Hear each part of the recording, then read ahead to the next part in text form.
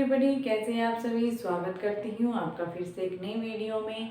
कल के क्लास में हमने किया था इंटरेस्ट ऑन क्वार्टरली ड्राइंग। जब हम क्वार्टर के बिगिनिंग में, एंड में, मिडल में ड्राइंग करते हैं तो उस पर हम एवरेज पीरियड कैसे कैलकुलेट करते हैं। आज की क्लास में हम करेंगे when drawings of equal amount are made only during a period of 6 months ending 31 March. अब ये क्या आ गया बेटा, 6 मंथ्स एंडिंग आ गया। तो यहाँ पर आपको क्या मानकर चलना है कि हम जैसे हमने पहले प्रीवियस क्वेश्चन जो किए थे उसमें हमने क्या माना था, ईयर में कितने मंथ्स होते हैं, 12 मंथ्स होते हैं। यहाँ पर 6 मंथ्स एंडिंग लिखा होता है ना, जब आप वहाँ पर ये मान के चलना कि एक ईयर में कितने मंथ्स होते हैं, 6 मंथ्स ही होते हैं।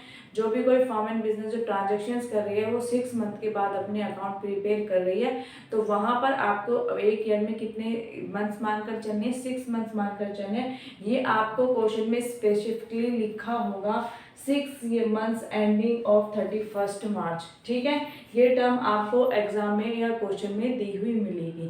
ठीक है, जब यहाँ पर आपको ये टर्म दी मिल जाए तो आपको ये याद रखना है कि आपको यहाँ पर 6 मंथ के बेस पर एवरेज पीरियड काउंट करना है। ऐसे ही होता है 9 मंथ के बेस पर। यहाँ पर 9th मंथ लिखा मिल जाएगा, वहाँ पर आपको 9 मंथ के अकॉर्डिंग कैलकुलेट करना है। 12 मंथ या फिर 6 मंथ नहीं करना। जब 9 लिखा होगा तो 9 के अकॉर्डिंग, जब 6 लिखा होगा तो आपको 6 मंथ के अकॉर्डिंग करना है।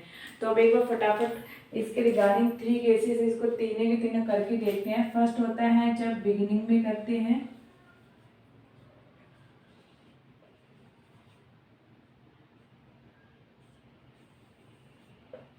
बिगिनिंग में करेंगे हम। ठीक है, तो बिगिनिंग में करेंगे तो हम मान लीजिए, हम मान के चलते हैं, ऐसे लिख लेते हैं, इजी रहेगा। जनवरी, फरवरी, मार्च, अप्रैल, मई, जून।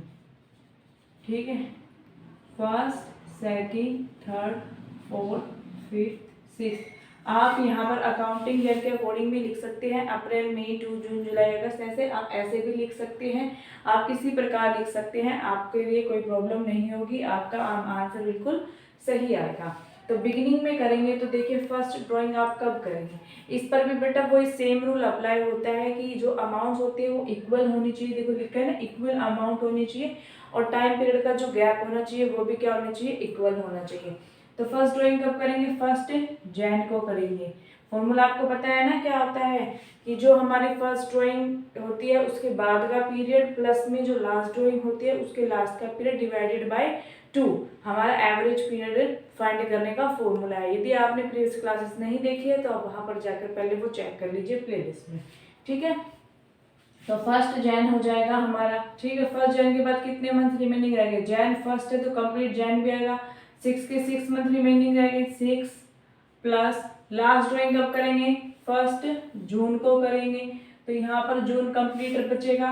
ठीक है, तो +1 डिवाइडेड बाय 2, 6, 7, 3.5 मंथ्स का यहाँ पर इंटरेस्ट क्या करेंगे हम, सॉरी मंथ्स का कैलकुलेट करेंगे। ठीक है, फिर एंड में क्या करेंगे, एंड का क्या रहेगा, जब हम एंड में ड्राइंग करेंगे तो देखिए, जब हम एंड में ड्राइंग करेंगे तो जैन का एंड क्या हो जाएगा हमारा 31 जैन। उसमें जैन तो कैंसिल आउट हो जाएगा, रिमेनिंग 5 मंथ्स कितने रहेंगे हमारे, 5 मंथ्स हमारे क्या रह जाएंगे, रिमेनिंग रह जाएंगे, फेब, मार्च, अप्रैल, मई, जून। ठीक है, तो 5 कर देंगे हम यहाँ पर, 5 प्लस लास्ट ड्राइंग कब करेंगे, जून के भी एंड में करेंगे, जून के एंड में करेंगे तो रिमेनिंग मंथ क्या हो जाएगा, 0 डिवाइडेड बाय 2, 5/2 यहाँ पर आ जाएगा, 2.5 मंथ्स का यहाँ पर क्या करेंगे, इंटरेस्ट कैलकुलेट करेंगे। फिर करते हैं हम मिडल में। थर्ड केस क्या होता है हमारा, जब हम मिडल में ड्राइंग करते हैं।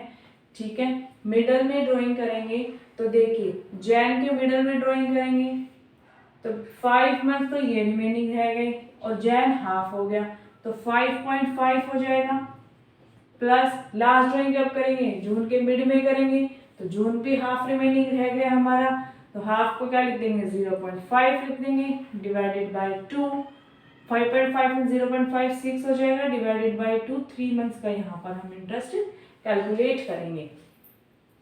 केस नंबर 7 आ गया आपको समझ में। First, second, third, fourth, fifth, six case हम प्रीवियस क्लासेस में कर चुके हैं। आज ये हमारा इसकी लास्ट क्लास रहेगी इस टॉपिक के रिगार्डिंग, फिर ये हमारा टॉपिक कवर हो जाएगा। इसके बाद एक टॉपिक रहेगा आपका ड्राइंग का, जिसमें यदि क्वेश्चन में आपको इंटरेस्ट की रेट गिवन नहीं है, आपको वो कैसे फाइंड करनी है, ठीक है, तो उसको हम नेक्स्ट क्लास में कर लेंगे। फिर ये हमारा ड्राइंग का टॉपिक कंप्लीट कवर हो जाएगा। केस नंबर 7 आया समझ में। जब भी पीरियड ऑफ 6 मंथ लैंडिंग मिलेगा तो वहां पर आपको ये मान के चलना है कि 6 मंथ रहेंगे हमारे, ठीक है। 9 मंथ होगा तो 9 मंथ लिख देंगे, ठीक है। 6 मंथ लिखा हुआ तो 6 मंथ के अकॉर्डिंग हम क्वेश्चन को कर देंगे, ठीक है। अब केस नंबर 8 देखिए। When the rate of interest is given without the word per annum, यदि हमारी जो इंटरेस्ट की जो रेट होती है उसके बाद पर एनम नहीं लिखा होता है, interest will be charge without considering time और डेट ऑफ ड्राइंग, तो वहां पर जो हमारे ड्राइंग की जो डेट होती है और टाइम होती है उसको कंसिडर नहीं किया जाएगा।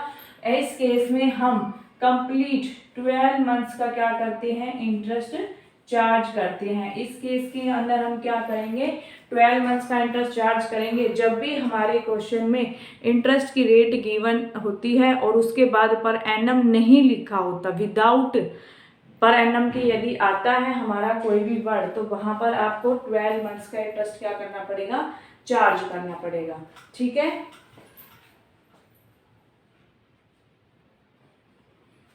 इसके रिगार्डिंग हम एक एग्जांपल करके देखते हैं। देखिए क्वेश्चन, कैलकुलेट इंटरेस्ट ऑन करिश्मा's drawing if she has withdrawn ₹40,000 during the year के बीच में किसी भी टाइम क्या है, यहाँ पर डेट एंड टाइम गिवन नहीं है, and interest on drawings is charge at the rate of 10% per annum. अब यहाँ पर तो 10% पर एनम लिखा है, ठीक है। ड्राइंग की आपकी अमाउंट बताई हुई है, यहाँ पे ना तो आपको टाइम दिया गया ना डेट दी गई, तो इस केस में आप क्या करते हैं, कितने मंथ का इंटरेस्ट चार्ज करते हैं, 6 मंथ का। तो फर्स्ट केस का आंसर हमारा क्या हो जाएगा, टोटल ड्राइंग से हमारी 40,000 multiply rate of interest 10/100 multiply month कितने का निकालेंगे बेटा, 6 मंथ का इंटरेस्ट हम चार्ज करेंगे। 20 से 20 कैंसिल आउट हो जाएगी, 6 1 जा 6, 6 2 जा 12, 2 1 जा 2, 2 2 जा 4, यहाँ पर 2000 हमारा इंटरेस्ट निकल के आ जाएगा। फर्स्ट केस के अंदर जब हमारा पर एनम लिखा होगा और जो ड्राइंग की जो हमारी डेट है वो क्वेश्चन में गिवन नहीं होगी, तो वहां पर आपको 6 मंथ का इंटरेस्ट चार्ज करना है।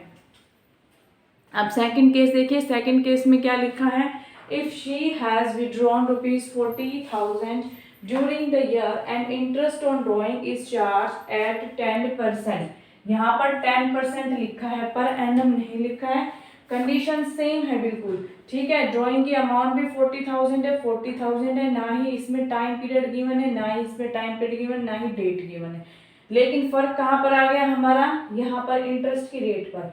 यहाँ पर क्या लिखा है, सिर्फ 10% लिखा है, और यहाँ पे क्या लिखा है, पर एनम लिखा है। तो हमारा केस क्या कहता है, जब भी विदाउट पर एनम के कोई भी इंटरेस्ट की रेट आएगी वहां पर हम कंप्लीट 12 मंथ का इंटरेस्ट चार्ज करेंगे। तो सेकंड केस में हमारा आंसर क्या हो जाएगा, 40,000 मल्टीप्लाई 10/100। यहाँ पर हम कंप्लीट ईयर का फाइंड करेंगे तो मंथ्स की हमें यहाँ पर कोई रिक्वायरमेंट नहीं होगी, 0 से 0 कैंसिल आउट हो जाएगी, 4000 यहाँ पे हमारी क्या आ जाएगी, इंटरेस्ट आ जाएगा ड्राइंग पर, ठीक है बेटा। तो ये थी आज की हमारी क्लास। आशा करती हूँ आपको वीडियो अच्छी लगी होगी। वीडियो अच्छी लगी हो तो वीडियो को लाइक कर देना, चैनल पर नए हैं तो चैनल को सब्सक्राइब कर देना। मिलते हैं नेक्स्ट वीडियो में नेक्स्ट टॉपिक के साथ।